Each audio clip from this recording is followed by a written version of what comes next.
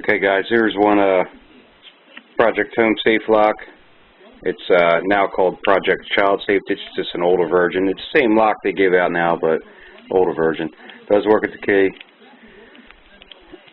Okay. And I'm going to try to open that right now. Now, if you go to Google Project Child Safe and go to their site, I believe it's childsafe.com,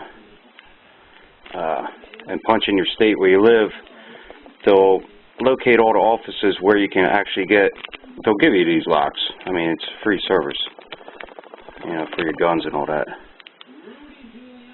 And no questions asked. They just give them to you. It's like a nationwide thing. My camera's shaking. There you go. Paper clips. See if I can't get it open. It's a lot of torque here. Because it's kind of spring loaded. There it goes. There it is.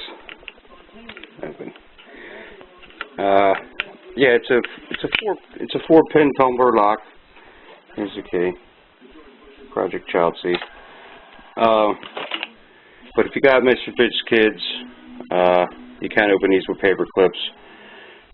Get a better lock, but if you know this lock's better than none, and they do give them away for free. So check it out and keep your ammo in a different spot. Have fun.